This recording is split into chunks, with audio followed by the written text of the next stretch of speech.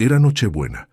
Toda la familia estaba sentada a la mesa, las velas encendidas, el olor a pavo asado mezclándose con el perfume de las flores que Yolanda siempre compraba para estas fechas.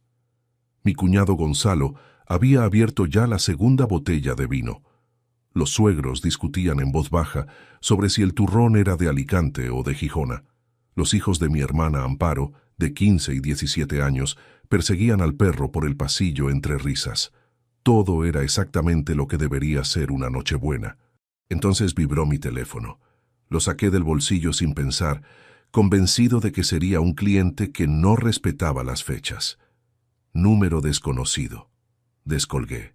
Una voz de mujer dijo: «No reaccione, no cambie la cara, escúcheme». Me quedé completamente inmóvil. Su esposa y su hijo llevan meses planeando algo contra usted. Esta noche lo van a ejecutar. Una pausa de 2 segundos exactos. No confíe en nada de lo que le sirvan esta noche. Y colgó. En el tiempo que tardé en escuchar esas 3 frases, Yolanda había llenado la copa de mi cuñado, y Eloy había encendido el televisor para poner las campanadas de fondo. Todo seguía igual en esa sala. Solo yo había dejado de ser el mismo. Si llegas por primera vez a este canal y no quieres perderte lo que ocurre después de la medianoche en esta historia, suscríbete ahora. La vuelta que viene no la vas a ver venir. Mi nombre es Ismael Valverde Ortega. Tengo 54 años y llevo 30 de ellos ejerciendo como perito contable judicial en Valladolid. Mi trabajo, en esencia, es encontrar lo que alguien no quiso dejar a la vista. Reconstruir la verdad a partir de registros que mienten, de cifras que se contradicen, de documentos que alguien firmó pensando que nadie volvería a revisarlos. 30 años haciendo eso, me enseñaron una cosa por encima de todas las demás. Cuando algo no cuadra, no es error, es decisión. Llevo 24 años y 7 meses casado con Yolanda Aguirre Delgado, 49 años, auxiliar administrativa en una empresa de logística de la ciudad. Nos conocimos en 1999, en una cena de empresa donde yo acababa de cerrar mi segunda pericia para los juzgados de Valladolid, y ella todavía llevaba el pelo largo hasta la cintura.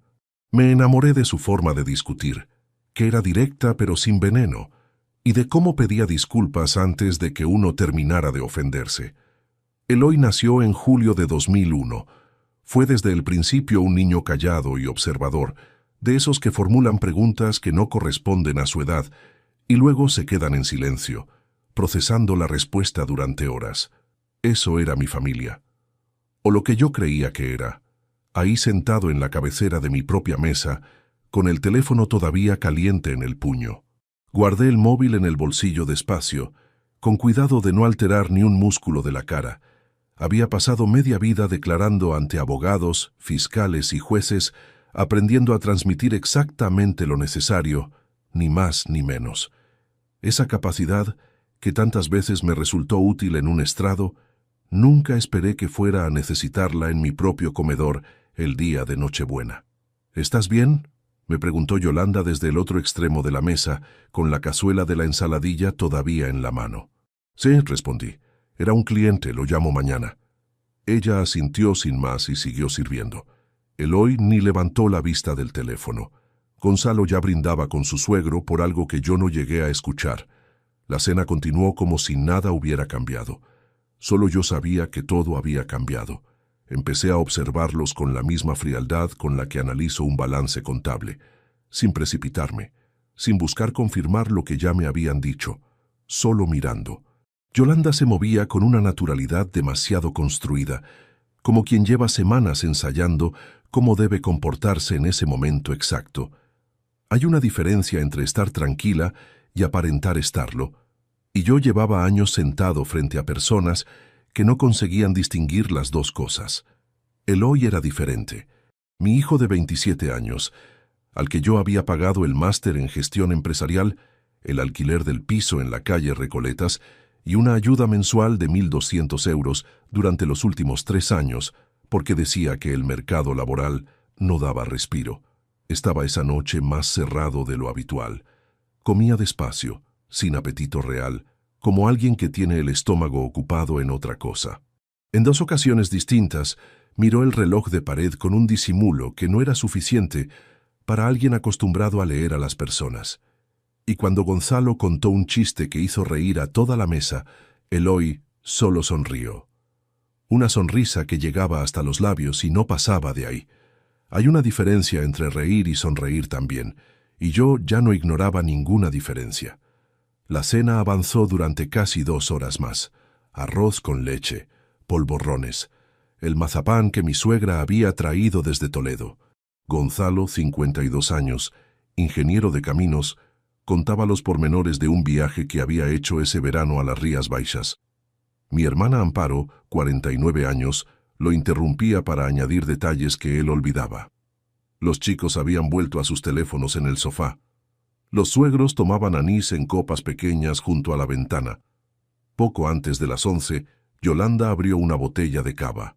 La cogió del aparador con una naturalidad que ahora, mientras lo recuerdo, me resulta demasiado estudiada.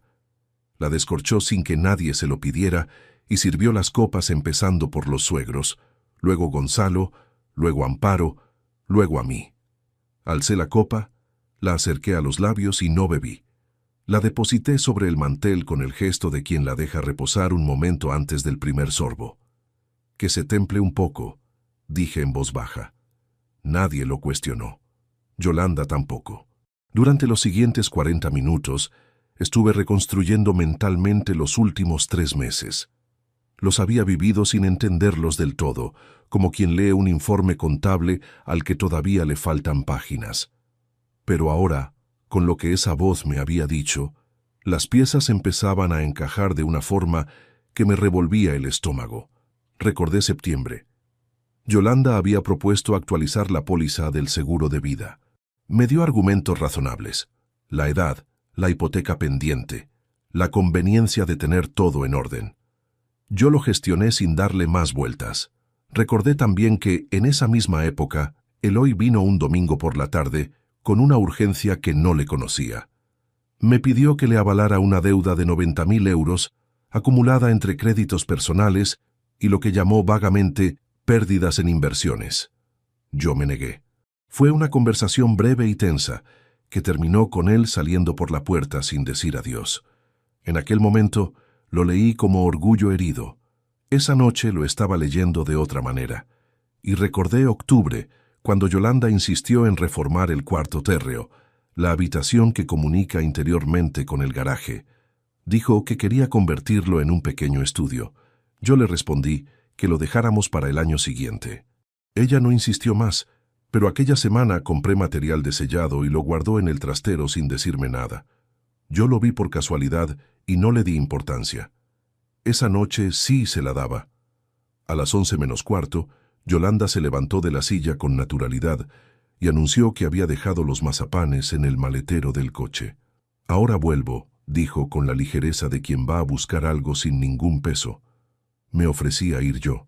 No, no te molestes. Sigue con tu hermana, respondió. Tardo un minuto. Cogió las llaves del aparador y salió al pasillo. Escuché la puerta principal abrirse y cerrarse con suavidad. Seguí hablando con Gonzalo durante exactamente 2 minutos y 20 segundos. Los conté uno a uno, y entonces Eloy se excusó diciendo que iba al servicio. No fue al servicio. Lo supe porque sus pasos se alejaron en dirección contraria al pasillo interior. Se dirigía hacia la entrada, hacia la puerta principal, hacia el mismo lugar al que Yolanda había salido 2 minutos antes. Esperé 30 segundos. Me levanté con calma, con el pretexto de buscar más servilletas en el mueble del pasillo, y desde la ventana lateral que da a la entrada del garaje, vi algo que me dejó sin aire durante un instante que no pude medir. Yolanda estaba arrodillada junto al tubo de escape del coche, con un extremo de una manguera de color gris entre las manos. Eloy estaba de pie frente a ella, mirando la puerta que comunica el garaje con el cuarto térreo. La misma habitación que Yolanda había querido reformar en octubre. La misma cuya ventilación ella había sellado 3 semanas antes. Tuve la certeza en ese instante. No una sospecha, no un miedo vago. Una certeza construida con los mismos materiales con los que levanto cualquier pericia: observación, coherencia interna y la ausencia absoluta de una explicación razonable. Saqué el teléfono. Busqué el número de Tomás Medina Vega, 47 años, inspector de la Policía Nacional, al que conocía desde 2015 por las pericias que le había entregado en casos de fraude empresarial. Un hombre que hacía pocas preguntas y tomaba decisiones rápidas. Marqué. Descolgó al segundo tono. Le dije 4 frases. Nada más. Respondió: no salga de la casa. Llegamos en 10 minutos. Volví al comedor. Me senté. Gonzalo seguía con la historia de Galicia. Amparo reía. Los suegros apuraban el anís. Los chicos ya dormitaban en el sofá con los teléfonos sobre el pecho. Puse la copa de cava delante de mí, la que Yolanda había servido, la que no había tocado en toda la noche. Las velas casi consumidas proyectaban sombras largas sobre el mantel blanco. El televisor anunciaba que faltaban 38 minutos para las campanadas. Afuera, en el garaje a menos de 5 metros de donde yo estaba sentado, mi esposa de 24 años y mi hijo terminaban de construir algo que todavía necesitaba ver del todo, pero que tenía exactamente la forma de una trampa pensada para que yo no llegara al día de Año Nuevo. La familia que me rodeaba no sabía nada. Yo no podía contarles nada todavía. Solo quedaba esperar. Ismael, a ver si este año te tomas las vacaciones de verdad. Ni una llamada de trabajo, ni un expediente. ¿Me lo prometes?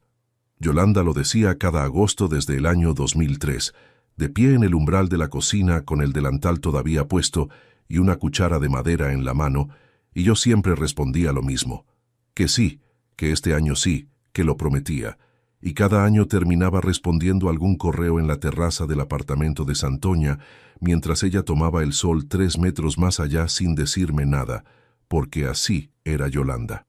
No acumulaba reproches. Los soltaba en el momento justo y luego los dejaba ir. Durante muchos años creí que eso era madurez. Ahora sé que también puede ser otra cosa, pero voy demasiado rápido. Para entender lo que ocurrió esa Nochebuena de 2023, hay que retroceder mucho más. Hay que conocer lo que existía antes de que todo empezara a deshacerse, porque una traición no nace de la nada. Se construye sobre algo real, sobre años de vida compartida que alguien decide convertir en herramienta. Y lo que Yolanda y Eloy usaron contra mí fue exactamente eso. La confianza que yo había depositado en cada uno de ellos, despacio, sin condiciones, durante más tiempo del que quiero calcular ahora mismo. Llegué a Valladolid con 23 años y una maleta de cuero marrón que había sido de mi padre. Era el año 1992. España todavía hablaba de los Juegos Olímpicos de Barcelona y de la Expo de Sevilla como si el país entero acabara de despertar de un sueño largo. Yo había terminado la carrera en Salamanca y conseguido una plaza de prácticas en una asesoría fiscal de la calle Santiago, a 200 metros de la catedral. El primer día entré con traje y sin corbata, porque la única que tenía se me había quedado en el piso de mi madre en León, y el socio principal me miró de arriba abajo y dijo que por lo menos había venido puntual. Aquellos primeros años en la ciudad fueron duros de una forma particular, no la dureza del hambre ni la del frío, sino la de quien sabe exactamente lo que quiere conseguir y aún no tiene ninguno de los instrumentos para lograrlo. Trabajaba 12 horas diarias. Los viernes por la noche llamaba a mi madre desde una cabina porque el teléfono del piso lo pagaban entre 4 y siempre estaba ocupado. Los sábados estudiaba para la habilitación como perito judicial, un examen que tardé 3 convocatorias en superar y que me costó 2 veranos sin salir de casa. Mi hermana Amparo me visitaba cada 2 meses desde León y siempre traía comida en bolsas de plástico que yo fingía no necesitar. Ella fingía creerme. Conocí a Yolanda en noviembre de 1999, en una cena de empresa que no tenía ninguna intención de aprovechar para nada, que no fuera a comer bien y volver pronto a casa. Ella trabajaba entonces como auxiliar administrativa en una empresa de transportes que era cliente de la asesoría. Llevaba una blusa de color burdeos y discutía con alguien sobre el reparto de competencias entre comunidades autónomas, con una seguridad que me pareció inhabitual en alguien que aparentaba no haber cumplido los 30. Más tarde supe que tenía 28, y que siempre había discutido con esa misma seguridad sobre cualquier cosa que le importara. Tardé 4 meses en invitarla a cenar, otros 2 en contarle que la situación me gustaba. Yolanda me escuchó, dobló la servilleta sobre la mesa del restaurante y respondió. Llevaba 3 semanas preguntándome si ibas a decírmelo o si iba a tener que decírtelo yo. Nos casamos en junio de 1999, en una ceremonia civil en el ayuntamiento con 40 personas y una lluvia fina que no estaba en la previsión del tiempo. Mi madre lloró. La madre de Yolanda dijo que la lluvia en las bodas traía buena suerte, y yo, que no soy hombre de supersticiones, decidí esa vez creerle. Eloy llegó en julio de 2001. Parto largo, casi 20 horas, y yo en la sala de espera del Hospital Universitario Río Ortega con un café que se me enfrió 3 veces. Cuando me dejaron pasar y lo vi por primera vez, envuelto en una manta azul y con los ojos apenas entreabiertos, no sentí lo que la gente describe como un instante de revelación. Sentí algo más parecido al peso. El peso de saber que a partir de ese momento había alguien en el mundo cuyas decisiones dependían en parte de lo que yo hiciera bien o mal en los años siguientes. Es una responsabilidad que no se elige, solo se asume. Yolanda fue una madre presente y firme, no de esas que sobreprotegen hasta la asfixia, sino de las que establecen límites y los mantienen con una coherencia que los niños acaban agradeciendo, aunque no lo reconozcan en voz alta. Eloy creció sabiendo lo que se esperaba de él, y durante mucho tiempo lo cumplió sin esfuerzo aparente. Sacó el bachillerato con buenas notas. Entró en la Universidad de Valladolid a estudiar Administración y Dirección de Empresas. Era ordenado, tranquilo, algo solitario. Tenía pocos amigos, pero los elegía con criterio. Nuria Serrano Palomar fue la novia más seria que tuvo. Una relación de 3 años que terminó a finales de 2020, de una forma que él nunca me explicó del todo, y yo no insistí en preguntar. Lo que sí ocurrió después de esa ruptura es que Eloy cambió de una manera que atribuía al golpe emocional. Se volvió más hermético. Dejó de venir a comer los domingos con la misma regularidad. Cuando venía, hablaba poco y miraba el teléfono más de lo razonable. En 2021 terminó el máster en gestión empresarial en una escuela privada de Madrid. Yo pagué los 16.000 euros de la matrícula sin condición ninguna. Le dije que era una inversión en su futuro y que no quería que tuviera que trabajar mientras estudiaba. Él aceptó el dinero sin protestar y con un gesto que interpreté como alivio. Ahora lo interpreto de otra manera. Al regresar de Madrid en 2022, Eloy necesitaba piso. El mercado del alquiler en Valladolid se había tensado y los propietarios pedían avales que un joven sin contrato indefinido no podía presentar. Yo firmé el aval del apartamento en la calle Recoletas sin dudarlo. 120 metros cuadrados, 930 euros al mes, un piso que era claramente más de lo que un recién graduado en búsqueda de empleo necesitaba. Pero Eloy argumentó que lo compartiría con un compañero. Ese compañero nunca llegó a mudarse, y cuando se lo pregunté meses después, me dijo que los planes habían cambiado. Yo volví a aceptarlo sin presionar. A eso hay que sumar la ayuda mensual, 1.200 euros al mes que empecé a transferirle en enero de 2023, porque él decía que los proyectos freelance que hacía no le daban para cubrir los gastos fijos. Lo planteó como algo temporal, mientras encontraba una posición estable. Le dije que sí, porque era mi hijo, porque Yolanda también estuvo de acuerdo, porque pensé que darle ese margen era lo que cualquier padre haría. En total, entre el máster, el aval y las transferencias mensuales de ese año, Eloy había recibido de mí más de 31.000 euros en menos de 24 meses. Una cifra que no anoté en ningún sitio porque no llevaba las cuentas de mi familia, como llevo las de mis clientes. Un error que, con el tiempo, entendí que no fue inocente de su parte dejar pasar. Con Yolanda, las cosas habían seguido su curso habitual hasta bien entrado 2023. Teníamos una vida que desde fuera parecía cómoda y desde dentro era funcional. No éramos de esas parejas que se dicen todo, pero tampoco éramos de las que evitan decirse nada. Había una cadencia que conocíamos bien: los domingos con la familia, las vacaciones en agosto, las cenas de Navidad. La rutina no era vacía, era simplemente nuestra. Pero en primavera de 2023 empecé a notar algo que no sabía nombrar con precisión. Una distancia que no tenía el aspecto de un conflicto, sino el de una ausencia. Yolanda estaba, pero estaba de otro modo, menos presente en las conversaciones, más pendiente del teléfono en momentos en que antes no lo habría tocado. Una noche de mayo la encontré leyendo algo en la pantalla con una concentración que desapareció en el instante en que me oyó entrar en el dormitorio. Guardó el móvil y me preguntó si quería infusión. Le dije que no. Ninguno de los dos mencionó lo que acababa de ocurrir. No lo archivé como señal de alarma. Lo archivé como uno de esos momentos que los matrimonios largos acumulan y que la mayoría de las veces no significan nada grave. La vida tiene rachas. Las personas pasan por períodos de repliegue. Yo mismo había tenido meses enteros en los que llegaba a casa con la cabeza tan ocupada en algún informe que apenas era capaz de mantener una conversación después de cenar. Me dije que era eso. Me lo repetí suficientes veces como para creerlo.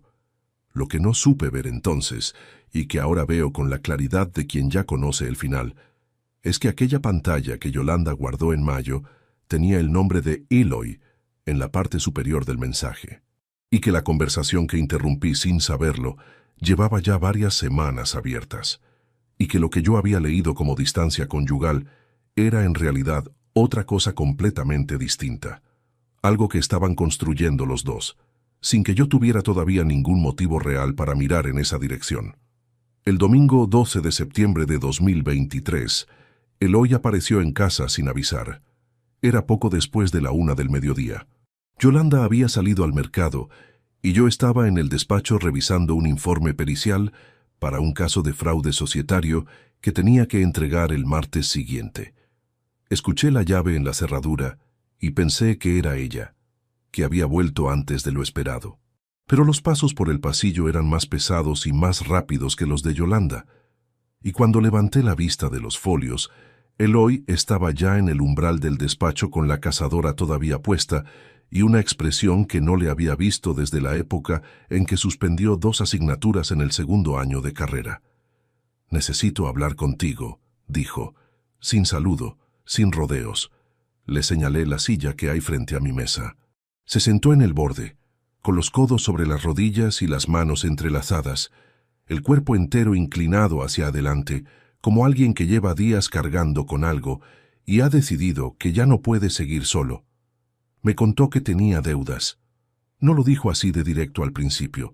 Empezó por los márgenes, por los proyectos que no habían salido, por un cliente que le debía dinero desde enero y no pagaba, por los gastos fijos del piso que absorbían casi todo lo que ingresaba.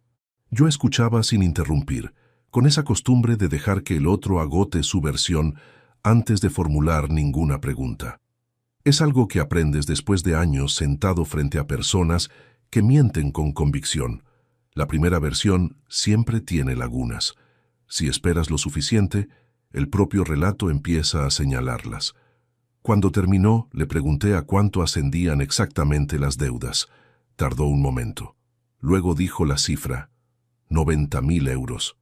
Me quedé en silencio durante varios segundos.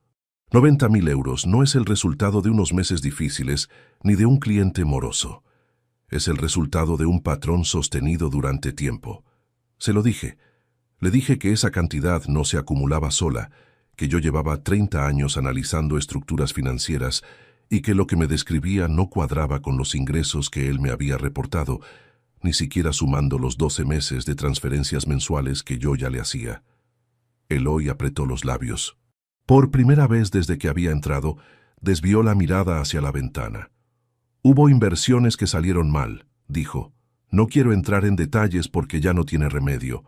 Lo que necesito ahora es un aval para refinanciar con el banco». Le pregunté qué banco y bajo qué condiciones. Me dio el nombre de una entidad y unas condiciones que sobre el papel sonaban razonables, pero que para alguien acostumbrado a leer contratos de crédito tenían al menos 2 cláusulas que no cerraban bien. Se lo señalé punto por punto. Eloy respondió que ya lo había revisado con un asesor. Le pregunté el nombre del asesor. No lo recordaba con exactitud. Ahí estaba la primera laguna. Le dije que no firmaría ningún aval sin revisar la documentación completa, que si me la traía la semana siguiente la analizaría con calma. Eloy asintió, pero había algo en ese asentimiento que no era aceptación. Era contención, como alguien que guarda una respuesta, porque sabe que el momento de usarla todavía no ha llegado. Se levantó, recogió la cazadora de la silla y dijo: «Está bien, te la traigo». No me la trajo nunca. Yo, en aquel momento, no lo perseguí. Pensé que quizás había encontrado otra salida o que el orgullo le impedía volver después de haber expuesto esa vulnerabilidad. Lo dejé pasar. Un error que semanas después aprendería a leer de otra manera. Lo que sí noté en los días que siguieron fue un cambio en la dinámica entre madre e hijo. Siempre habían tenido buena relación, de esas construidas sobre el afecto tranquilo y la comunicación práctica. Pero a partir de octubre, la frecuencia de sus llamadas aumentó de un modo que no concordaba con el patrón habitual. Antes hablaban 2 o 3 veces por semana, conversaciones de 10 o 15 minutos sobre cosas cotidianas. Ahora el teléfono de Yolanda sonaba casi a diario, y cuando ocurría en mi presencia, ella se desplazaba hacia otra habitación con una fluidez que parecía ensayada. Una tarde de finales de octubre, llegué a casa antes de lo previsto. Una reunión en los juzgados se había cancelado a última hora, y decidí aprovechar para adelantar trabajo. Cuando abrí la puerta principal, Yolanda estaba en el salón hablando por teléfono con la voz baja y la espalda parcialmente vuelta hacia el pasillo. Escuché solo el tramo final de una frase antes de que me oyera entrar. «No puede enterarse todavía. Falta tiempo». Se giró al escucharme. No hubo pánico en su cara, lo cual, en retrospectiva, resulta más inquietante que si lo hubiera habido. Solo una transición rápida hacia una expresión neutra, mientras decía al teléfono: «Te llamo luego. Está Ismael». Y colgó. «¿Quién era?», le pregunté, dejando el maletín sobre la silla del pasillo. «Eloy», respondió. «Tiene un problema con el casero». «Ya lo solucionamos». Le dije que bien. Me fui al despacho y cerré la puerta, y ahí fue cuando estuve a punto de cometer el error que habría destruido todo. Me quedé sentado frente al ordenador sin encenderlo, con esa frase resonando. No puede enterarse todavía. El impulso de levantarme, volver al salón y pedirle a Yolanda una explicación directa fue tan inmediato y tan físico que llegué a apoyar las palmas sobre la mesa para incorporarme. Me detuve a mitad del movimiento. 30 años de peritajes me habían enseñado algo fundamental. Cuando alguien sabe que te acercas, cambia el rastro. Si salía de ese despacho y confrontaba a Yolanda sin pruebas, sin una comprensión real de lo que estaba ocurriendo, lo único que conseguiría sería ponerlos en guardia. Y una persona alertada deja de cometer errores. Volví a sentarme, encendí el ordenador, abrí el informe pendiente y estuve mirando los números durante 20 minutos sin procesar ninguno. Luego empecé a trabajar de verdad, porque era lo único que podía hacer en aquel momento sin exponerme. Esa noche en la cena, Yolanda estuvo más habladora que de costumbre. Me contó cosas del trabajo, me preguntó por el caso que tenía entre manos, me sirvió más agua sin que yo lo pidiera. Todo tenía el aspecto de una normalidad cuidadosamente mantenida. La observé con la misma atención con que se examina un balance que no cierra, buscando la partida que falta, la cifra que alguien colocó en el lugar equivocado, pensando que nadie volvería a revisarla. No encontré nada visible esa noche, pero ya estaba buscando. El siguiente movimiento llegó 12 días después, a principios de noviembre. Yolanda me propuso contratar a una empresa para revisar la ventilación del cuarto térreo. Dijo que en invierno el cuarto acumulaba humedad y que si pensábamos usarlo eventualmente como estudio, convenía acondicionarlo antes de que llegara el frío. Me pareció razonable. Le dije que adelante, que lo gestionara ella. La empresa vino un jueves por la mañana, mientras yo estaba en los juzgados. Cuando llegué a casa esa tarde, la rejilla de ventilación que comunicaba el cuarto con el exterior había sido cubierta con un panel nuevo. Yolanda me explicó que el técnico había recomendado sellarla temporalmente para evitar la entrada de aire húmedo y regularla después con un sistema de extracción interior. Lo dijo con ese tono práctico que usaba para las cuestiones del hogar, sin pausas, sin vacilaciones. Le dije que bien. Pero esa noche, después de que se durmiera, bajé al cuarto térreo con la linterna del teléfono. El panel era nuevo y estaba bien fijado. La rejilla exterior, efectivamente, sellada del todo. Revisé también la puerta que comunica el cuarto con el garaje. El marco había sido retocado recientemente. La pintura alrededor del umbral era más clara que el resto, como si alguien hubiera comprobado hace poco que esa puerta ajustaba bien, que no dejaba escapar nada hacia afuera. Subí sin tocar nada. Esa noche tardé mucho en dormir. No por miedo, sino porque las piezas habían comenzado a moverse en una dirección que todavía no quería terminar de nombrar. Un perito sabe cuándo los indicios dejan de ser coincidencia. También sabe que nombrar algo antes de poder probarlo es el error que convierte a un buen analista en un mal testigo. Necesitaba más.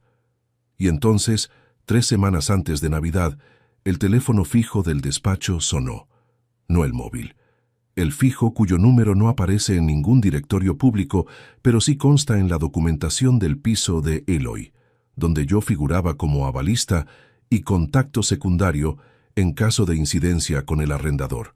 Descolgué esperando un proveedor o un gestor. La voz que escuché era joven, contenida, con un temblor pequeño debajo que indicaba que esa llamada le había costado marcarla. ¿Es usted el padre de Eloy Valverde? Le dije que sí. Hubo una pausa de 3 o 4 segundos. Me llamo Nuria. Estuve con su hijo 3 años. Sé que no tiene motivos para confiar en mí, pero hay algo que necesita conocer y que no puedo explicarle en este momento por teléfono. Le pregunté de qué se trataba. De mensajes entre su hijo y su madre. Los leí en el correo electrónico que compartíamos cuando estábamos juntos. Eloy nunca canceló el acceso después de que lo dejáramos. Yo tampoco lo usé más hasta hace unas semanas, cuando me llegó una notificación de actividad reciente. Entré sin intención de quedarme, y vi cosas que no debería haber visto. Me quedé en silencio. No le digo más ahora, continuó. Si quiere que nos veamos, puedo mostrarle las capturas. Usted decide si le interesa o no. Le pedí un número donde localizarla y un día para encontrarnos. Me lo dio. Colgó.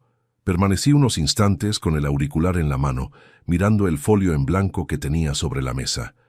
Las capturas de pantalla de conversaciones privadas accedidas a través de una cuenta compartida, con acceso previo consentido y nunca revocado, constituían, desde el punto de vista procesal, prueba indirecta obtenida de forma lícita. Eso lo sabía perfectamente. Lo que todavía no sabía era qué decían esos mensajes exactamente. Pero en 72 horas lo iba a saber. La cafetería donde quedé con Nuria Serrano estaba en la calle Platerías, a 4 manzanas del juzgado, donde yo había declarado como perito más de 80 veces. La elegí por eso, por familiaridad con el espacio, por la salida lateral que da a la calle Cánovas del Castillo, en caso de necesitar marcharme con discreción, y porque a las 11 de la mañana de un miércoles laboral está siempre lo suficientemente concurrida como para que 2 personas, hablando en voz baja, no llamen la atención de nadie. Llegué 10 minutos antes, pedí un café solo y me senté de cara a la puerta. Nuria entró a las 11:02. 30 años, pelo castaño recogido en una coleta baja, abrigo azul marino, mochila pequeña colgada al hombro. Tenía el aspecto de alguien que ha dormido mal varias noches seguidas, pero que ha decidido que el cansancio no le va a impedir llegar hasta donde necesita llegar. Me vio antes de que yo levantara la mano y se acercó directamente, sin detenerse en la barra. Se sentó frente a mí. Puso la mochila sobre sus rodillas. «Gracias por venir», dijo. Le respondí que era yo quien debía agradecerlo. Nuria exhaló despacio, como alguien que lleva varios días conteniendo algo y que acaba de decidir que ya puede soltarlo. Abrió la mochila y sacó un sobre de papel craft cerrado con un clip metálico. Antes de enseñarle esto, dijo, quiero que sepa que dudé mucho, no porque no tuviera claro que usted tenía que saberlo, sino porque sabía lo que iba a significar para usted verlo. Le dije que lo entendía, que continuara. Abrió el sobre y dispuso sobre la mesa 6 hojas impresas. No eran originales, eran impresiones en color de capturas de pantalla tomadas desde un ordenador, con la interfaz del correo electrónico visible en la parte superior de cada imagen. La dirección del remitente en todos los casos era la misma. Una cuenta con el nombre de Eloy que yo reconocí porque aparecía en los documentos del aval del piso. La dirección receptora era una que no conocía, pero que terminaba en el mismo dominio, lo cual indicaba que habían creado una cuenta secundaria exclusivamente para esa correspondencia. El servidor registraba fechas, horas y dirección IP de acceso en cada mensaje. Era, desde el punto de vista documental, material perfectamente trazable. Empecé a leer. El primer correo tenía fecha del 3 de agosto de 2023. Eloy escribía a Yolanda, y la forma en que se dirigía a ella no era la de un hijo comunicándose con su madre. Era la de alguien coordinando con un cómplice, sin encabezado afectuoso, sin preámbulo, directo al asunto. He hablado con el gestor. La póliza se puede modificar antes de fin de mes si tú pides la actualización como titular secundaria. Necesito que lo hagas antes de que cambie de idea o de que alguien externo empiece a hacer preguntas. El estómago se me cerró de una forma que no fue gradual, sino inmediata. Como cuando uno pisa en falso y el cuerpo reacciona antes de que el cerebro haya terminado de registrar lo que está ocurriendo. Yolanda respondía 4 horas después. Hablé con la aseguradora. Dicen que el titular principal tiene que firmar la modificación. Necesito que estés aquí ese día para que todo salga antes de que pregunte demasiado. Ya sabes cómo es. Ya sabes cómo es. Me quedé con esa frase durante varios segundos sin bajar la vista al siguiente folio. Yolanda se refería a mí, a mi costumbre de analizar cada documento antes de firmarlo, lo que durante 24 años había sido para ella un rasgo de carácter, a veces fuente de impaciencia pero nunca de conflicto real. Aparecía ahora en esas 4 palabras como un obstáculo a gestionar, como un problema de logística. Seguí leyendo. El tercer correo era de finales de septiembre y lo había escrito Eloy, después de que yo le rechazara el aval de los 90.000 euros. El tono era diferente al de los anteriores, más crispado, con frases más cortas y menos cuidadas, sin la contención de los primeros mensajes. No quiso firmar. Dice que necesita ver la documentación completa. No voy a llevársela, porque si la revisa va a encontrar lo que no debe. Tenemos que acelerar lo del cuarto. Cuanto antes esté listo, antes cerramos esto. Lo del cuarto. Aparté los ojos del papel un momento. Miré hacia la ventana de la cafetería. En la acera, una mujer empujaba un carrito de bebé con el abrigo sin abrochar, indiferente al frío de diciembre. Un hombre hablaba por teléfono gesticulando frente a un escaparate. El mundo exterior seguía funcionando con su normalidad opaca, completamente ajeno a lo que yo estaba leyendo en esa mesa a 2 metros del cristal. Nuria no dijo nada. Me dejó leer sin interrumpirme. El cuarto correo era de Yolanda, fechado el 18 de octubre. La empresa vino hoy. Hicieron lo que pediste. La rejilla está sellada y la puerta ajusta bien. El técnico no hizo preguntas. Le dije que era una reforma de ventilación estándar. Ya solo falta lo que hablamos para la noche. Lo que hablamos para la noche. Ahí estaba la segunda capa de todo esto. No era un fraude financiero, no era un plan para obtener dinero mediante engaño o presión. Había algo planeado para una noche específica, con el cuarto térreo preparado de una forma determinada, con la ventilación sellada y la puerta ajustada para que no escapara nada hacia el exterior. Las piezas que yo había encontrado por separado en las últimas semanas, la póliza modificada, el cuarto acondicionado, las llamadas diarias entre madre e hijo, encajaban ahora en una estructura que no admitía ninguna interpretación inocente. El quinto correo lo firmaba Eloy y estaba fechado en los primeros días de diciembre. Navidad es el momento, La casa llena hace que parezca más natural. Si algo sale mal, tenemos coartada porque había gente. Tú encárgate de lo del vino. Yo me ocupo del resto esa noche. Tú encárgate de lo del vino. Levanté la vista hacia Nuria. Ella sostuvo mi mirada sin apartar la suya. No había en su expresión ningún rastro de satisfacción ni de alivio. Solo la seriedad contenida de alguien que sabe que acaba de poner sobre una mesa algo que va a cambiar de forma irreversible la vida de la persona que tiene delante. «Hay un sexto», dijo, señalando el último folio. Lo cogí. Era el más corto de todos. 4 líneas escuetas, sin fecha visible porque era una captura parcial del hilo, pero el contexto lo situaba en algún momento de la segunda semana de diciembre. Consigue la manguera esta semana. Que sea lo suficientemente larga para llegar desde el tubo hasta la rejilla interior. Yo compro lo demás. Yo compro lo demás. No hacía falta experiencia pericial para interpretar lo que ese par de palabras significaba dentro de ese contexto. El monóxido de carbono es inodoro e incoloro. Una exposición prolongada en un espacio cerrado produce inconsciencia mucho antes que la muerte. Y en una persona de mediana edad, con antecedentes de tensión arterial elevada, que yo efectivamente tenía documentados desde los 48 años en los informes médicos archivados por mi aseguradora, podía certificarse sin excesiva dificultad como un accidente doméstico. Una noche de Nochebuena, con la casa llena, con el ruido de una cena larga y varias personas moviéndose entre habitaciones. Nadie lleva la cuenta exacta de cuánto tiempo pasa alguien en el piso de abajo cuando hay 12 personas en el comedor brindando. Deposité el último folio sobre la mesa con el mismo cuidado con que se archiva un documento que va a terminar en un expediente judicial. Noté que mis manos no temblaban. En aquel instante me sorprendió, aunque después lo entendí. Hay golpes que el cuerpo encaja antes de que el sistema emocional haya terminado de registrarlos por completo. El peso vendría más tarde, en otro momento y en otro lugar. Ese lugar no era esa cafetería. Le pregunté a Nuria si había conservado en el correo más mensajes de los que había imprimido. «Hay más», dijo, «pero algunos están incompletos o son fragmentos que sin el hilo completo resultan ambiguos.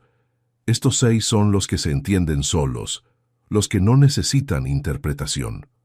Le pregunté si había contado esto a alguien antes de llamarme a mí. Negó con la cabeza. «A nadie. Estuve a punto de ir directamente a la policía, pero pensé que usted tenía derecho a saberlo primero. No sé si tomé la decisión correcta. Solo sé que era la única que podía tomar con lo que sabía en ese momento». Recogí los 6 folios, los devolví al sobre y lo guardé en el interior del maletín, debajo del informe pericial que todavía llevaba pendiente de revisar. 2 documentos en el mismo compartimento. Uno, la reconstrucción de un fraude cometido contra una empresa de transportes. El otro, algo bastante más difícil de nombrar en ese instante. Le dije a Nuria que lo que había hecho requería más coraje del que la mayoría de las personas habría reunido en su lugar. Ella respondió: «Eloy no era mala persona cuando lo conocí, o al menos yo no lo vi así. Eso también es algo con lo que cargo». No supe qué responderle, así que no respondí nada. Pagué los cafés, aunque ella no había pedido ninguno, y salí a la calle con el maletín en la mano y el frío de diciembre golpeando directamente en la cara. Caminé 3 bloques sin rumbo definido antes de detenerme frente a un banco de piedra junto a la iglesia de la Antigua. Me senté, coloqué el maletín sobre las rodillas y apoyé ambas manos encima, como si necesitara sujetarlo desde el exterior para mantener su contenido en su sitio. Fue entonces cuando ocurrió el momento que más cerca estuvo de desbaratar todo. Llevaba apenas 4 o 5 minutos sentado en ese banco, con los folios dentro y la cabeza organizando los pasos siguientes, cuando escuché una voz a mis espaldas. «¿Ismael?» Me giré con calma, toda la calma que pude reunir en el segundo que tardé en hacerlo. Era Rodrigo Fuentes, 43 años, perito mercantil, alguien con quien yo había coincidido en varios procedimientos como peritos de parte contraria. Un hombre al que respetaba profesionalmente, pero con quien no tenía ningún trato personal que justificara un cruce casual como ese. «Qué casualidad», dijo, acercándose con una sonrisa natural. «Te llamé la semana pasada para un asunto de un cliente. ¿Te llegó el mensaje?» Le dije que sí, que lo había visto, que la semana había sido densa y que estaba pendiente de contestarle. Hablé con el tono de alguien que se cruza con un conocido y tiene un momento para pararse. Pero mientras hablaba estaba calculando en paralelo cuánto tiempo llevaba sentado en ese banco, si la cafetería de la calle Platerías quedaba dentro del ángulo de visión desde donde él venía caminando, si había alguna posibilidad de que me hubiera visto salir de allí con Nuria. «¿Estás bien?», preguntó Rodrigo, con la expresión de quien nota algo pero no identifica el qué. «Perfectamente», respondí. «Acabo de cerrar una reunión larga. Necesitaba despejar la cabeza antes de volver al despacho».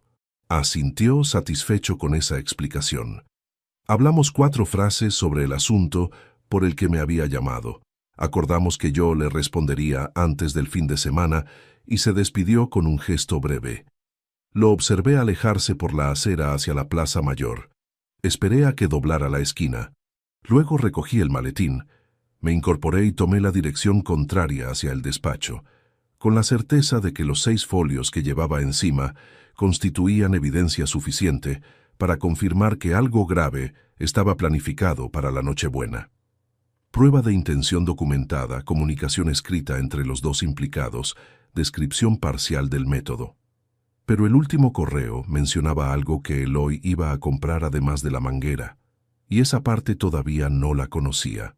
El sonido de la impresora llenó el despacho durante varios minutos seguidos, folio tras folio, con ese ritmo mecánico que a veces me resultaba tranquilizador cuando trabajaba en pericias complejas. Esa tarde de diciembre no me resultó nada. Llevaba sobre la mesa 3 meses de extractos bancarios, no los de mis clientes, los míos. Había pedido el acceso completo a la cuenta corriente conjunta a través de la banca en línea, algo que podía hacer en cualquier momento porque el titular principal era yo, la cuenta de ahorro vinculada, la tarjeta de crédito adicional que Yolanda usaba para los gastos domésticos. 3 documentos, 94 páginas en total, que imprimí con la misma metodología que aplicaba cuando reconstruía la contabilidad oculta de una sociedad.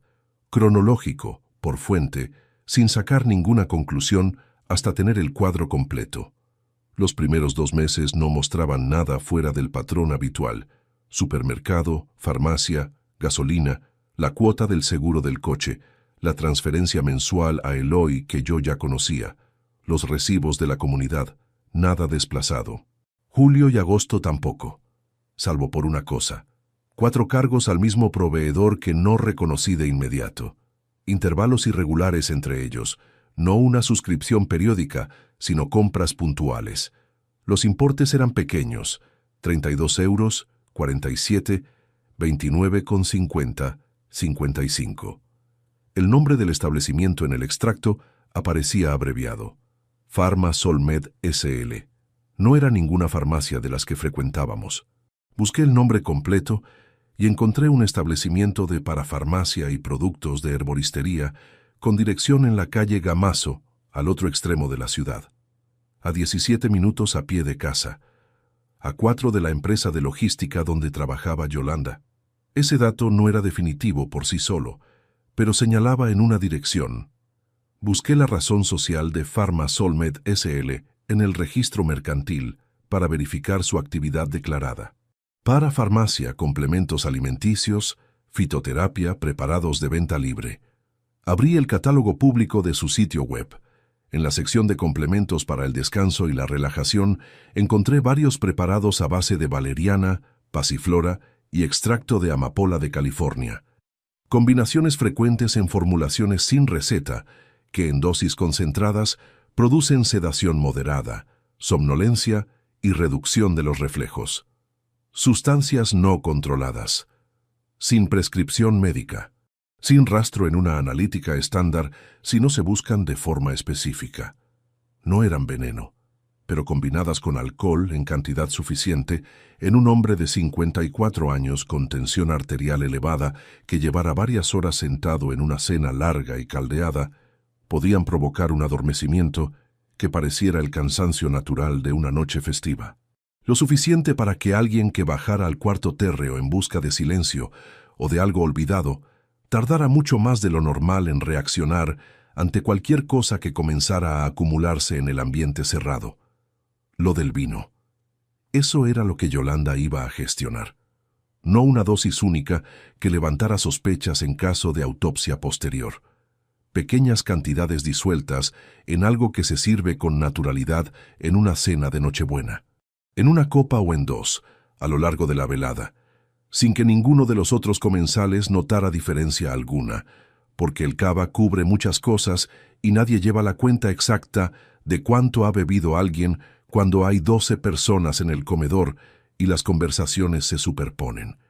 Y lo que Eloy iba a comprar, según el último correo, era el complemento material, la manguera, y posiblemente el adaptador que permite conectar una manguera estándar al tubo de escape de un vehículo diésel, artículo que se vende en cualquier ferretería sin que nadie haga ninguna pregunta porque tiene usos domésticos perfectamente lícitos. El plan era simple, eso era lo más perturbador. No requería conocimiento técnico especializado, ni acceso a sustancias controladas, ni ningún elemento que dejara un rastro complicado de borrar. Requería paciencia, coordinación entre dos personas y el conocimiento íntimo de los hábitos de una tercera. Yo les había proporcionado ese conocimiento durante 24 años, sin pedir nada a cambio, con la confianza ciega de quien vive entre los suyos y no concibe que esa cercanía pueda convertirse en un instrumento. Cerré los extractos y los guardé en una carpeta de cartulina gris que archivé en el cajón inferior de la mesa, bajo un expediente de 2019 que nadie tenía motivos para abrir. Saqué después la libreta de cuero, donde anoto siempre los puntos clave de una pericia antes de estructurar el informe definitivo. Escribí 4 líneas. No más. Los datos esenciales, las fechas, los importes, el nombre del establecimiento, la categoría de los productos. Sin interpretación escrita, porque la interpretación ya la tenía y no necesitaba anclarla al papel para conservarla. Luego miré el teléfono y busqué el número de Tomás Medina Vega. Lo conocía desde 2015, cuando ambos habíamos trabajado en paralelo en un caso de fraude entre socios de una empresa de distribución, él conduciendo la investigación desde la Policía Nacional, yo aportando la pericia contable que permitió cuantificar el perjuicio económico y dar consistencia procesal a las pruebas obtenidas. Era un hombre de pocas palabras y decisiones rápidas, que operaba con la información mínima necesaria y no pedía más de lo que hacía falta para actuar. Exactamente el perfil que yo requería. Pero no lo llamé todavía. Una pericia no se presenta a medias. Se presenta cuando está completa, estructurada de forma que no admita duda razonable por parte del receptor. Si me acercaba a Tomás con fragmentos sueltos de lo que tenía en ese momento, una serie de correos electrónicos accedidos por una expareja del implicado, unos cargos en la tarjeta a una parafarmacia, un cuarto con la ventilación sellada, cualquier abogado defensor lo desmantelaría en 20 minutos argumentando coincidencias y lecturas subjetivas. Necesitaba prueba material. Necesitaba el momento exacto en que el plan pasara de intención a ejecución. El momento del aviso a Tomás tenía que ser el correcto. Y todavía no lo era. Pasé los 4 días siguientes funcionando con normalidad en la superficie y con una atención sostenida y calculada por debajo. Respondí correos de clientes. Asistí a una vista oral el jueves por la mañana en los juzgados de la Plaza de Madrid como perito de parte. Cené en casa cada noche. Hablé con Yolanda sobre las compras navideñas, sobre si los suegros se quedarían también en Reyes, sobre el turrón artesanal que encargábamos cada año en la confitería de la calle Regalado. Cada conversación era una capa más de normalidad que añadía de forma consciente. Cada gesto de rutina, cada noche en que apagué la luz de la mesilla sin decir nada fuera de lo habitual, era un paso dentro de una estrategia que consistía en no moverme hasta estar en posición de hacerlo con toda la fuerza necesaria. Fue el sábado 18 de diciembre cuando se produjo el segundo encuentro relevante con Eloy antes de Nochebuena. Vino a comer. Una visita que Yolanda había organizado sin consultarme y que descubrí el viernes por la noche cuando ella lo mencionó de pasada. No puse ninguna objeción. Me limité a asentir y a recordar internamente que Eloy llevaba casi 3 meses sin aparecer en casa desde que yo le había denegado el aval. Llegó pasada la 1. Traía una botella de Ribera del Duero que dejó sobre la encimera sin comentario. Yolanda se la agradeció. Yo observé que venía con el precinto intacto y sin abrir, lo cual descartaba cualquier manipulación previa del contenido. No todas las precauciones son paranoia. Algunas son simplemente metodología aplicada al entorno doméstico. Durante la comida, Eloy estuvo más distendido de lo esperado.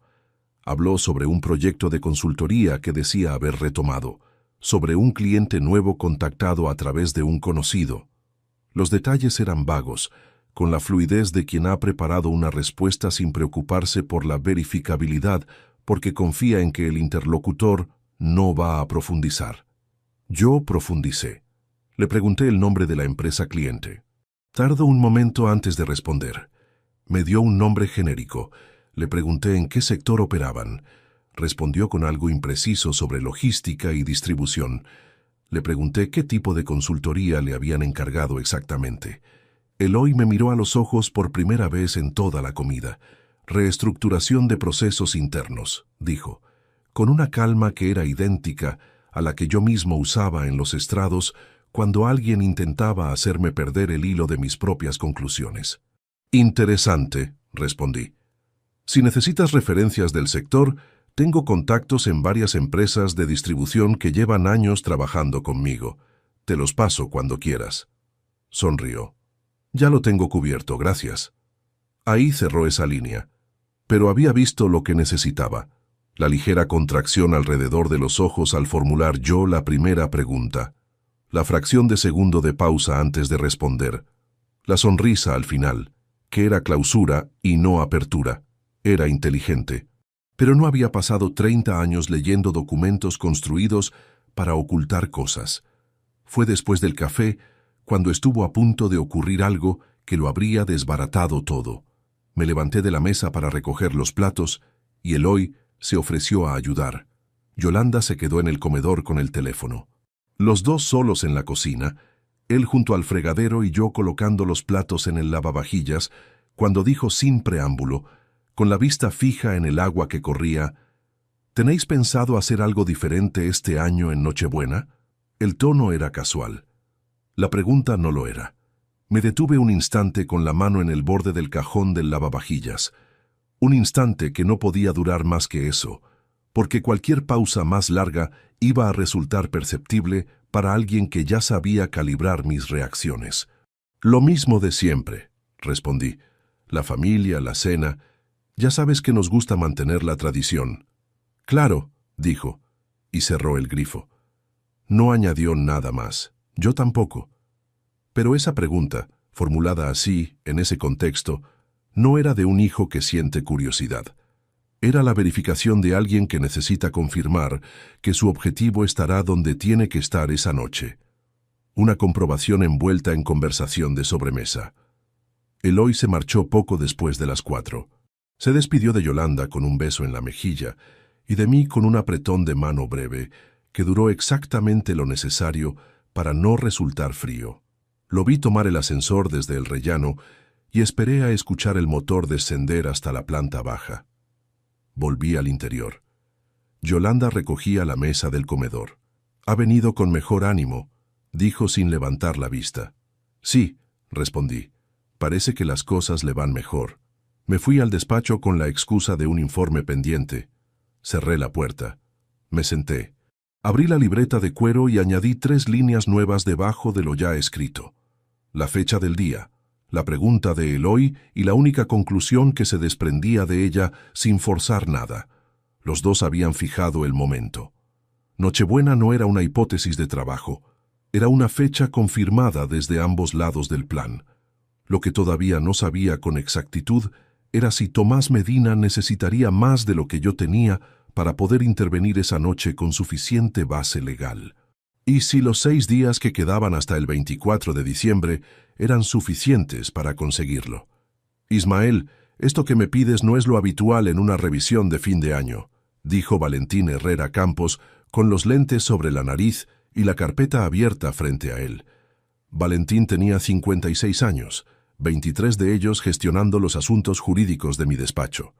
Era un hombre de frases cortas y silencios largos que jamás estampaba su firma en nada sin haberlo leído 3 veces. Una costumbre que siempre había respetado, y que en ese momento agradecí de una forma que no pude expresar en voz alta. «Lo sé», respondí, «hazlo de todas formas». Lo que le estaba pidiendo era una reorganización preventiva de mis bienes, no una modificación del testamento, que habría dejado un rastro más visible y requería plazos más lentos. Lo que necesitaba era algo más inmediato, la constitución de una sociedad patrimonial a mi nombre exclusivo, sin cotitulares, a la que trasladar los activos más significativos antes del 24 de diciembre.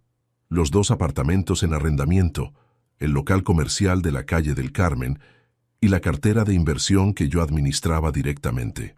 Si algo me ocurría y el régimen de gananciales quedaba activado en una sucesión intestada, los bienes constituidos en esa sociedad estarían blindados frente a cualquier reclamación que no pasara antes por un procedimiento largo y documentado. Era exactamente lo que un perito contable judicial, con 30 años de trayectoria, hacía cuando tenía indicios sólidos, pero no tiempo suficiente, para construir una acusación formal antes de que el riesgo se materializara. Usaba el conocimiento que le había dado la profesión para protegerse desde dentro, sin hacer ruido, sin alertar a nadie. Valentín me estudió por encima de los lentes durante varios segundos. «¿Hay algo que deba saber?», preguntó. «Hay algo que estoy gestionando», respondí. «Cuando esté cerrado te lo cuento completo. Ahora necesito que esto quede formalizado antes del día 23». Asintió sin pedir más explicación. Esa era una de las ventajas de trabajar durante más de 2 décadas con la misma persona. No necesitaba el contexto completo para entender que la urgencia era genuina.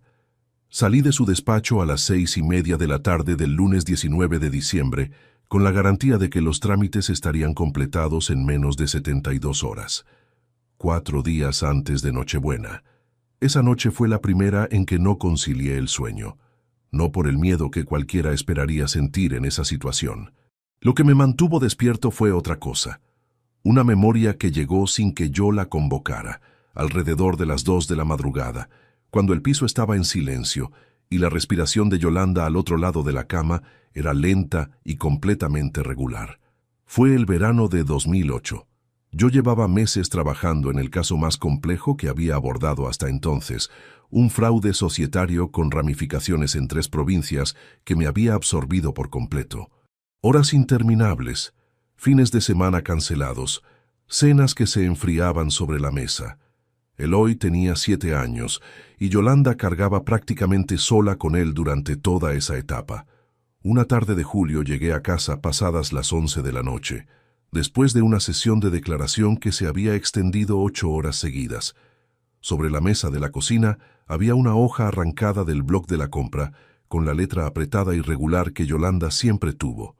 Decía: «Tu cena está en el horno». Eloy te dejó un dibujo en la mesilla. No te lo pierdas antes de dormir. Sin queja, sin reproche acumulado. Subí sin comer. El dibujo era una figura con trazos de cera azul, un hombre con maletín frente a un edificio muy alto, y debajo, con la letra grande e irregular de los 7 años, una frase que guardé en el cajón de la mesilla durante mucho tiempo. «Papá trabaja para que tengamos casa». Lo que sentí aquella noche de 2008 fue una gratitud que no supe verbalizar porque no encontraba palabras que no sonaran insuficientes. Yolanda nunca acumuló el agotamiento de esos meses para soltarlo después, en el momento más inoportuno. Simplemente asumió lo que había que asumir y mantuvo a Eloy a salvo de la tensión que yo traía a casa sin poder dejarla en la puerta. Esa era la mujer que recordaba tumbado en la oscuridad del dormitorio a las 2 de la madrugada del 20 de diciembre de 2023. Y esa era también la mujer que había comprado preparados sedantes en una parafarmacia al otro lado de la ciudad y que había coordinado con su propio hijo los detalles materiales de lo que tenían previsto ejecutar 4 noches después. No pude hacer coincidir las dos versiones en una sola persona. Eso era lo que me impedía cerrar los ojos. No la traición como concepto abstracto, sino la imposibilidad de entender cómo la mujer del dibujo de Eloy y la mujer de los correos electrónicos podían ocupar el mismo cuerpo y el mismo historial de 24 años, sin que yo hubiera advertido la fractura entre una y otra. No sé si existe una explicación única para eso. No sé si la gente cambia de formas que ningún análisis puede anticipar, o si simplemente siempre hubo algo que yo decidí no mirar con suficiente atención. Me levanté a las 3 menos cuarto. Bajé a la cocina sin encender la luz del pasillo. Me serví agua fría y me quedé de pie junto a la ventana, mirando la calle desierta, los charcos de luz anaranjada de las farolas reflejándose en el asfalto mojado de diciembre. La calefacción central había bajado la temperatura automáticamente y el frío en la cocina era físico y concreto, exactamente lo que necesitaba para alejarme de ese laberinto de memoria y contradicción que no tenía salida útil. No me permití llorar, no porque no tuviera razones para ello, sino porque sabía que si lo hacía, saldría de un lugar del que me costaría regresar antes del amanecer, y todavía me quedaban 4 días de los que no podía desperdiciar ninguno. El martes 21, Yolanda me preguntó en el desayuno si me encontraba bien. «Tienes cara de haber dormido poco», dijo, con la taza entre las manos y los ojos puestos en mí con esa atención directa que siempre tuvo. «Periodo de cierre de ejercicio», respondí. «Varios informes acumulados. Ya sabes cómo son estas fechas para el despacho». Ella asintió, y entonces dijo algo que tardé unos segundos en procesar del todo. «He pensado que este año podríamos enfriar el cava en el cuarto de abajo desde antes de la cena. En la nevera del garaje no cabe con todo lo que voy a comprar esta semana, y el cuarto mantiene bien la temperatura en invierno». El cuarto térreo. El mismo cuarto con la ventilación sellada, la puerta ajustada, la pintura reciente en el marco. Yolanda proponía almacenar el cava ahí, lo cual significaba que a lo largo de la noche alguien tendría que bajar a buscarlo. Ese alguien, en la dinámica habitual de sus cenas, siempre había sido yo. Bebí un sorbo de café antes de responder, un gesto tan cotidiano que habría resultado indistinguible de cualquier otro martes de desayuno en 2 décadas y media de matrimonio. «Mejor no», dije. «El año pasado el cava de abajo llegó demasiado frío y tu padre estuvo quejándose toda la velada. Hacemos hueco en la nevera de la cocina quitando las sobras del día anterior y lo dejamos como siempre». Yolanda lo consideró un momento. «Tienes razón», respondió. «Hago sitio esta tarde». Y volvió a su taza. Fue el momento más difícil de toda esa semana.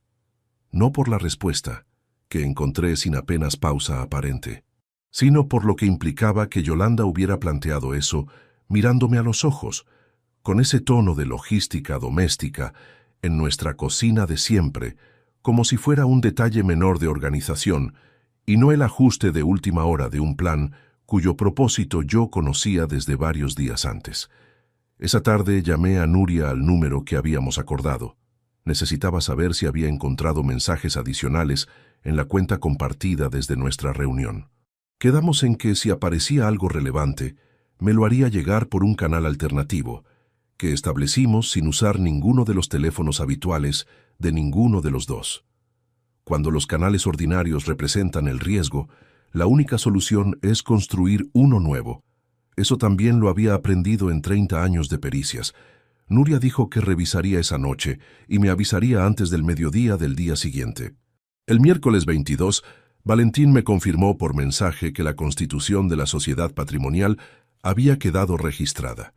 Los activos estaban protegidos. Esa parte estaba cerrada, pero a media mañana, mientras yo revisaba los últimos detalles en el despacho con la puerta cerrada, escuché que Yolanda entraba al piso antes de lo previsto. Su empresa había cerrado al mediodía por las fiestas. Sus pasos recorrieron el pasillo.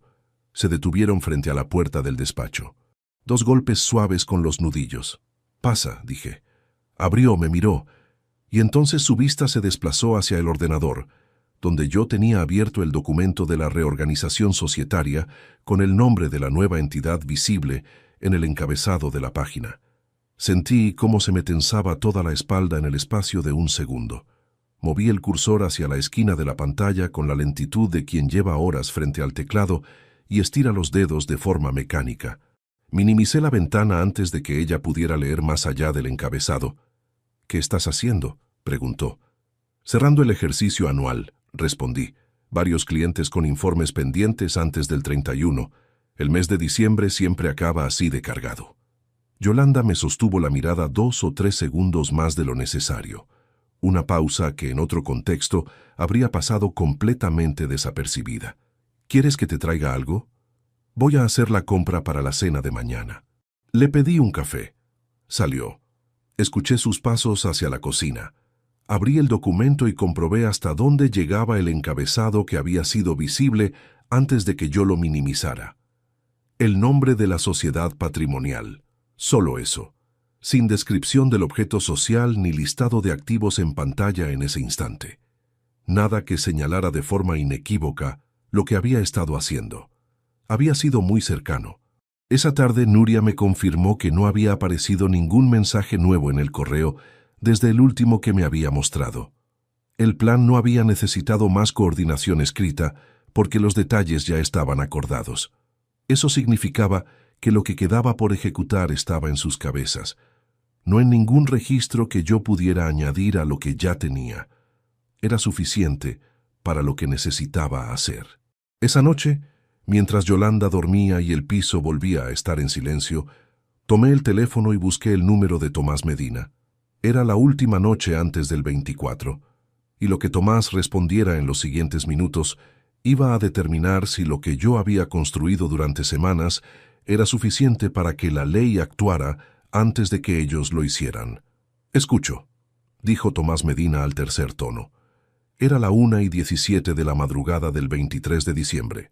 Yo estaba sentado en el despacho con la puerta cerrada y la voz baja, eligiendo cada palabra con la misma precisión que usaba cuando declaraba ante un tribunal, sin excesos, sin interpretaciones no respaldadas por evidencia, solo los hechos en el orden en que podían verificarse. Le expuse todo en menos de 12 minutos. Los correos electrónicos obtenidos por Nuria a través de una cuenta con acceso previo no revocado. Los cargos en la tarjeta a la parafarmacia. El cuarto con la ventilación sellada y la puerta ajustada. La manguera mencionada en el último mensaje. La póliza de vida actualizada en agosto. La propuesta de Yolanda de almacenar el cava en ese cuarto esa misma mañana. La pregunta de Eloy en la cocina durante la comida del sábado. Tomás no me interrumpió una sola vez. Cuando terminé, hubo una pausa de unos 10 segundos que no era indecisión, sino procesamiento. «Los correos son prueba indirecta», dijo finalmente. «Suficiente para abrir diligencias, no suficiente para una detención preventiva antes de que ocurra algo. Necesito flagrancia o prueba material en el momento». Le dije que lo sabía, que no le pedía que actuara antes de tiempo. Le pedía que estuviera en posición de actuar en el momento exacto en que la flagrancia se produjera, porque cuando eso ocurriera no habría margen para hacer llamadas largas ni para explicar el contexto desde el principio. Otra pausa. «¿Qué me pides concretamente?» Le pedí que el día 24 tuviera 2 agentes de paisanos situados a 2 calles de mi domicilio a partir de las 8 de la tarde, con autorización para entrar en cuanto yo llamara y sin necesidad de instrucciones adicionales una vez que lo hiciera, que él mismo estuviera accesible en ese intervalo de tiempo, y que la recepción de la llamada equivaliera a la señal de entrada, sin esperar confirmación verbal de nada, porque en ese momento yo posiblemente no podría hablar con libertad. Tomás tardó varios segundos en responder. «Dame el correo donde puedo recibir los documentos antes de mañana al mediodía». Le di la dirección de un correo secundario que usaba exclusivamente para comunicaciones procesales sensibles. No el correo principal del despacho, que Yolanda conocía y desde el que yo enviaba documentación con frecuencia. «Lo tengo a las 11», dijo Tomás. «Si los documentos sostienen lo que me acabas de contar, los agentes estarán en posición a las 7:30». Colgó sin más. Me quedé escuchando el silencio del piso durante un momento. Arriba, ningún movimiento. Yolanda seguía dormida. En la calle, un coche pasó despacio con las luces de cruce encendidas y desapareció hacia el final de la manzana. Apagué la lámpara del despacho y subí en la oscuridad, pisando los escalones por el borde para evitar el crujido del segundo peldaño. Ese detalle doméstico insignificante que uno aprende durante años de convivencia en la misma casa y que esa noche tenía un peso diferente al de cualquier otra. Me acosté sin hacer ruido. Cerré los ojos. A las 7:15 de la mañana del 23, antes de que Yolanda se levantara, envié a Tomás los 6 folios escaneados, el extracto bancario con los cargos a la parafarmacia y un documento de 2 páginas que yo mismo había redactado durante la semana, detallando cronológicamente cada hecho con fecha, contexto y fuente, el mismo formato de cualquier informe pericial que hubiera entregado en los juzgados en los últimos 30 años. Claro, verificable, sin un solo salto de lógica. Tomás respondió a las 11:42 con 3 palabras. Todo en orden. El 24 amaneció con cielo encapotado y esa humedad fría de diciembre en Castilla que se mete por los huesos antes de que uno haya terminado el primer café. Yolanda se levantó temprano y empezó a preparar la cocina con la energía concentrada que siempre tenía los días de cena familiar. Yo desayuné en la misma mesa de siempre, con el mismo café de siempre, leyendo las noticias en el teléfono con la misma postura de siempre. Cada elemento de normalidad que mantenía era una capa adicional de protección que funcionaba en ambas direcciones. Tranquilizaba a quien tenía enfrente y me daba a mí el espacio necesario para observar sin que la observación resultara visible. Yolanda se movía con eficiencia. Revisó el menú. Llamó a su madre para confirmar la hora de llegada. Organizó las botellas en el aparador con ese cuidado específico que ponía en los detalles de presentación cuando venía la familia. En un momento dado, mientras yo seguía sentado con el teléfono, la vi coger una de las botellas de cava, examinar la etiqueta y dejarla en un lugar distinto al de las otras, separada. Un gesto pequeño y completamente integrado en el flujo de sus movimientos, que cualquiera habría ignorado sin pensarlo 2 veces. Yo no lo ignoré. Era una botella de cava con la misma marca que las otras 3. El mismo diseño de etiqueta, prácticamente indistinguible a simple vista desde donde yo estaba sentado. La diferencia estaba en la posición que ella le había asignado, separada de las demás en el extremo derecho del aparador, orientada de forma ligeramente diferente. Era una marca, un indicador de posición para alguien que necesitara saber, en el fragor de servir copas a 12 personas durante una cena larga, cuál era la botella específica de la que debía servir a un destinatario concreto. Seguí leyendo el teléfono. Los familiares comenzaron a llegar pasadas las 8:30. Primero los suegros, Eduardo y Concha, 74 y 71 años, que traían el turrón de Toledo de cada año y ocuparon los sillones del salón con esa tranquilidad serena de quienes ya no tienen que demostrar nada a nadie. Luego Gonzalo con su mujer Pepa, 51 años, que vino directamente de dejar a sus hijos mayores en casa de unos amigos y entró con una botella de Ribera y mucho ruido alegre. Mi hermana Amparo llegó con sus 2 hijos adolescentes, Marcos y Carla, que se instalaron en el sofá con los teléfonos antes de que sus abrigos estuvieran colgados. Eloy llegó el último, 20 minutos después que los demás. Entró con la cazadora negra que llevaba en casi todas las ocasiones en que venía a casa y un abrazo para su abuela que duró más de lo habitual. Saludó a todos con la distensión de alguien que no carga con nada pendiente. Le di la mano cuando se acercó a mí y le sostuve la mirada el tiempo exacto que sostiene la mirada un padre que se alegra de ver a su hijo en una cena de Nochebuena. La cena se sirvió a las 9:30. Yolanda había cocinado con precisión, como siempre. Las fuentes llegaron a la mesa en el orden correcto. La presentación era cuidada. Las proporciones estaban bien calculadas para 12 personas. Se sentó en su lugar habitual, frente a mí, en el extremo opuesto de la mesa larga. Chloe ocupó el sitio de la izquierda de su madre, el mismo de siempre. Cuando llegó el momento del cava, Yolanda se levantó y fue al aparador. Cogió la botella del extremo derecho, la descorchó ella misma, algo que habitualmente hacía Gonzalo porque a él le gustaba el ritual. Pero esa noche, Yolanda lo hizo antes de que nadie tuviera oportunidad de ofrecerse. Sirvió las copas, empezando por los extremos de la mesa y avanzando hacia el centro. La de su padre, la de su madre, la de Gonzalo y Pepa, la de Amparo, las de los chicos con la mitad de cava y un gesto de madre que les advertía que tampoco mucho más, la de Eloy, y luego la mía. La llenó hasta aproximadamente 2/3, como hacía siempre. La dejó frente a mí con una naturalidad tan integrada en el movimiento global de servir que habría resultado invisible para cualquier persona en esa mesa. Para mí no lo fue. Cogí la copa. La sostuve por el tallo, como hago siempre. Alcé la vista hacia Gonzalo, cuando él comenzó a formular el brindis de cada año, ese discurso breve y algo repetitivo que todos conocíamos y que nadie interrumpía porque formaba parte del rito familiar. Acerqué la copa a la altura de mi barbilla.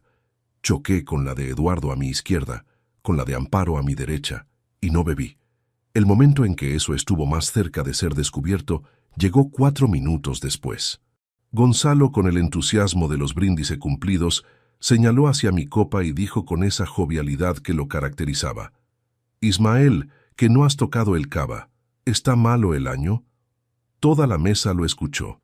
Varias cabezas se giraron hacia mí, las de Amparo, las de Pepa, la de Concha y la de Yolanda, que levantó la vista del plato en ese instante con una atención que era cualitativamente diferente a la del resto. Cogí la copa, me la llevé a los labios, incliné levemente la cabeza hacia atrás. No tragué. Cubrí el gesto completo con el movimiento de dejar la copa sobre el mantel y decir: «Está bien, es que todavía tengo el paladar del vino tinto. Necesita un momento». Gonzalo aceptó eso con una carcajada y volvió a su conversación con Eduardo sobre las perspectivas del Atlético de Madrid en la segunda vuelta. Amparo retomó lo que le estaba contando a Pepa sobre una reforma en su casa de León. Los chicos volvieron a sus teléfonos en cuanto terminaron el primer plato. Yolanda volvió a bajar la vista al plato, pero tardó un segundo más que los demás. La cena avanzó durante las siguientes 2 horas con esa cadencia particular de las veladas familiares largas, donde las conversaciones se cruzan, las fuentes se vacían y se reponen, el nivel de ruido sube de forma gradual y nadie lleva la cuenta exacta de nada. Yo comí, respondí preguntas sobre el trabajo, escuché los planes de viaje de Gonzalo, felicité a Marcos por sus notas del primer trimestre. Serví agua a Eduardo cuando se le terminó. Recogí 2 platos vacíos cuando Yolanda hizo un viaje a la cocina. Todo con la cadencia de un hombre que conoce ese comedor, esa mesa y esas personas desde hace más tiempo del que podría calcular en una sola velada. Eloy, durante toda la cena, estuvo pendiente del reloj de pared en 2 ocasiones que yo registré. La primera, alrededor de las 10:30, con un vistazo breve que envolvió en el gesto de girarse hacia su abuela para responderle algo. La segunda a las 11:15 con menos disimulo, en un momento en que la mayoría de la mesa estaba distraída con algo que había dicho Gonzalo.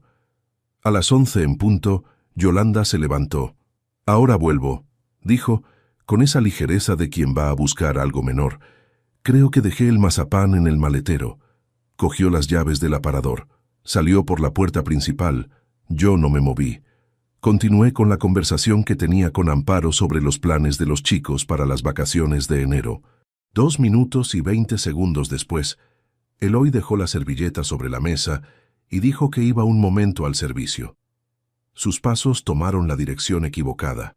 Esperé exactamente 30 segundos. Me excusé sin dar explicación. Caminé por el pasillo interior hacia la ventana lateral que da al acceso del garaje. Desde allí los vi. Yolanda estaba arrodillada junto al tubo de escape del coche, con ambas manos sujetando el extremo de una manguera de color gris. Eloy estaba de pie frente a la puerta que comunica el garaje con el cuarto térreo, con la mano apoyada sobre el marco, verificando el ajuste. La manguera tenía una longitud suficiente para recorrer la distancia entre el vehículo y la rejilla interior del cuarto. El motor del coche estaba apagado todavía. No era una hipótesis, no era una interpretación. Era la ejecución material de todo lo que yo había leído en 6 folios impresos y analizado durante semanas. Saqué el teléfono. Marqué el número de Tomás Medina. Descolgó antes del segundo tono. Le dije 4 frases. La dirección exacta. La puerta de acceso lateral al garaje, que daba a la calle por el lateral del edificio y que estaba sin cerrojo desde las fiestas, porque los suegros preferían entrar por ahí para no subir escaleras. La situación de los 2 implicados. Y una sola instrucción: entrar en cuanto llegaran, sin esperar ninguna señal adicional mía. Tomás respondió: no salga del interior. Llegamos en 10 minutos. Colgué. Guardé el teléfono en el bolsillo del pantalón y volví al comedor con el mismo paso que habría tenido si hubiera ido a buscar servilletas. Me senté. Gonzalo seguía hablando. Concha le decía algo a Amparo sobre una receta.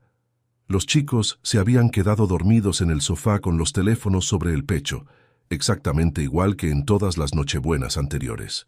Las velas del centro de la mesa, casi consumidas, proyectaban una luz baja y oscilante sobre los platos sin recoger y las copas a medio terminar. El televisor de fondo anunciaba que faltaban 27 minutos para las campanadas. Y yo sabía que Yolanda y Eloy iban a volver a sentarse en esa mesa en algún momento de los próximos minutos, con la naturalidad de 2 personas que han bajado a buscar mazapán y a pasar por el servicio, esperando que la cena continúe su curso y que el único que no iba a llegar al año siguiente siguiera sentado en su silla sin haber notado absolutamente nada. Lo que ninguno de los 2 sabía era que 10 minutos en el otro extremo de la ciudad, 2 agentes de la Policía Nacional de Paisano estaban ya en marcha hacia la dirección que Tomás Medina les acababa de transmitir, y que la puerta lateral del garaje no tenía cerrojo. El primero en entrar fue un hombre de unos 40 años, con cazadora oscura y un cordón identificativo que sacó del bolsillo interior antes de cruzar el umbral de la puerta lateral del garaje. El segundo agente entró detrás con el mismo silencio. Tomás Medina llegó tercero, con el abrigo sin abrochar y una expresión que no era urgencia, sino concentración absoluta. Yo los escuché desde el pasillo interior. No los vi entrar. Solo escuché el ruido de la puerta metálica lateral abriéndose. Luego una voz masculina que dijo con firmeza y sin elevar el tono: «Policía Nacional, no se muevan». Después, un silencio de 3 o 4 segundos que fue el más largo que recuerdo haber escuchado. Y luego la voz de Eloy. ¿Qué es esto? Esas 3 palabras, pronunciadas con una incredulidad que no era actuada, porque independientemente de todo lo que mi hijo había planeado y coordinado durante meses, el momento en que la consecuencia se hace real siempre llega antes de que uno esté preparado para recibirla. Eso lo había visto en 30 años de pericias, en las caras de personas que habían construido fraudes durante años y que en el instante de la intervención seguían sin terminar de creer que hubiera llegado. En el comedor, Gonzalo me miró.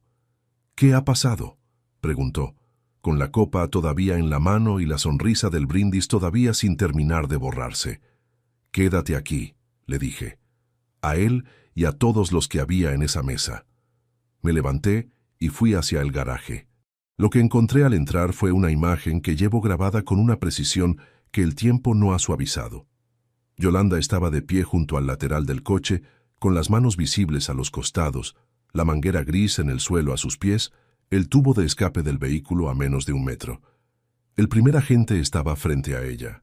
Eloy estaba contra la pared del fondo, con el segundo agente a su lado, y miraba el suelo con una expresión que no era arrepentimiento, sino la de alguien que está calculando en tiempo real lo que acaba de ocurrir y lo que va a ocurrir a continuación. Tomás Medina se giró cuando me escuchó entrar. «El cuarto», le dije, señalando la puerta interior. Tomás abrió la puerta, encendió la linterna del teléfono y revisó el espacio durante unos segundos.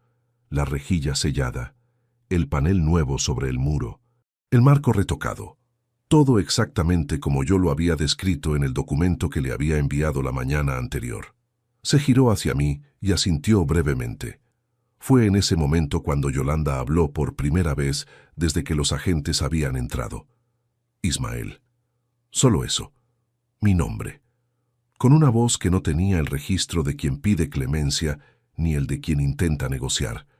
Era algo diferente, algo más parecido al reconocimiento de un punto de no retorno. No le respondí.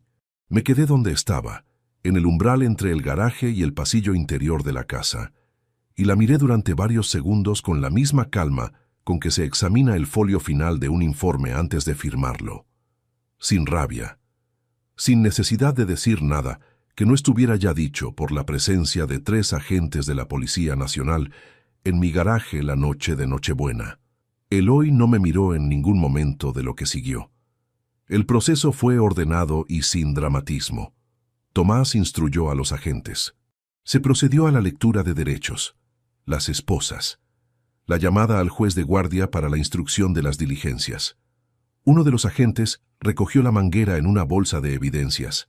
El otro accedió al maletero del coche y encontró el adaptador que Eloy había mencionado en el último correo, un conector metálico que permitía fijar la manguera al tubo de escape con presión suficiente para mantenerla en posición durante el tiempo necesario. También encontraron los documentos del seguro de vida en la guantera, con la modificación de agosto completada y archivada. Mientras todo eso ocurría en el garaje, en el comedor de arriba, Eduardo y Concha no habían entendido todavía qué estaba pasando. Gonzalo sí.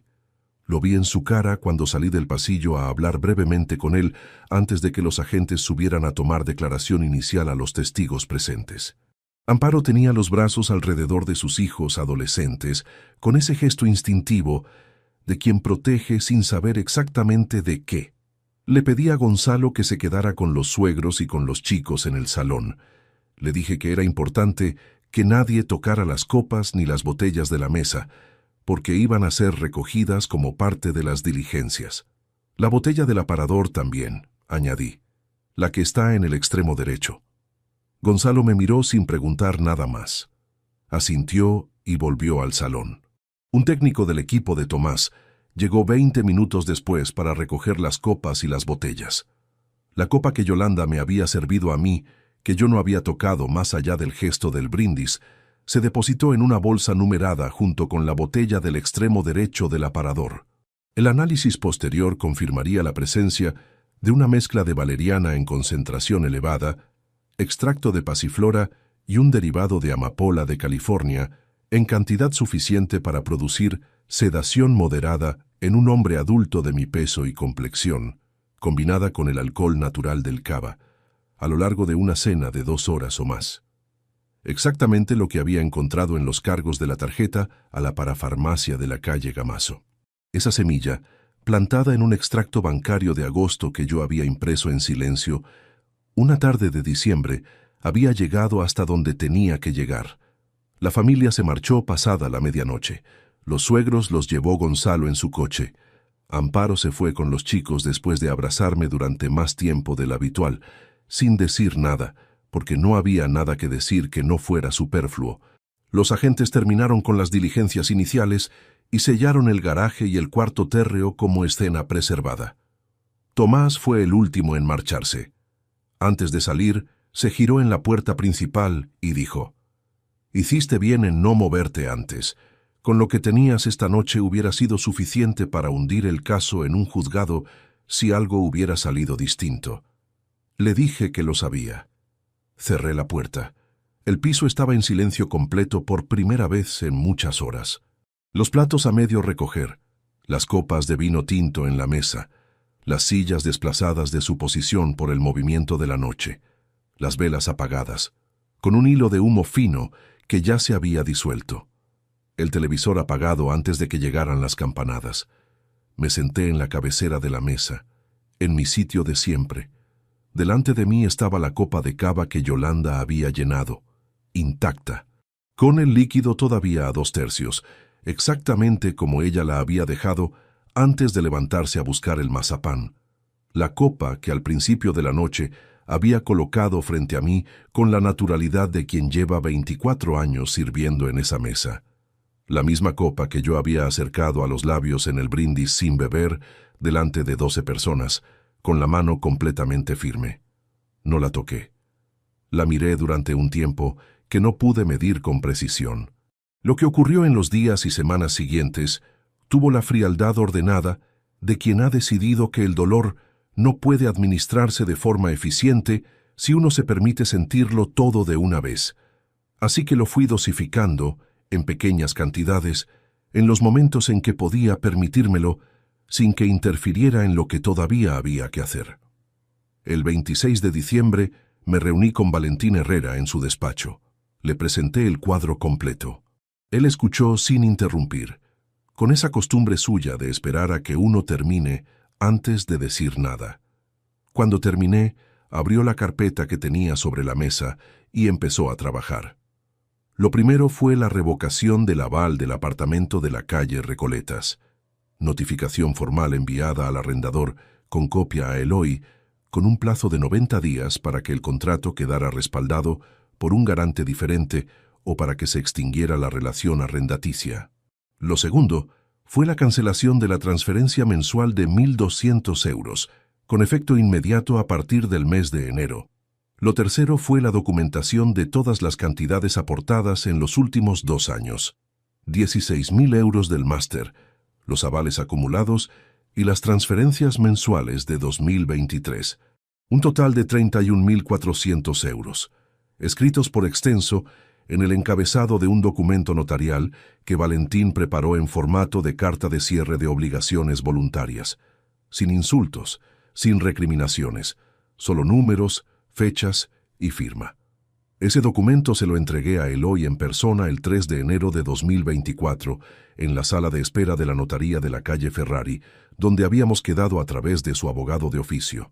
Llegó con el abogado, con la ropa del día a día, y una expresión contenida que no era la de alguien destruido, sino la de alguien que todavía no ha terminado de calcular el alcance de lo que enfrenta. Le entregué el sobre cerrado, no se lo expliqué, no hacía falta. Lo abrió delante de mí. Leyó la primera página, luego la segunda, luego levantó la vista. ¿Esto es todo lo que tienes que decirme?, preguntó. Le respondí. Hasta aquí te ayudé como padre. Desde hoy respondes como adulto. No añadí nada más. Recogí mi maletín, me levanté y salí a la calle. No hubo portazo, no hubo escena.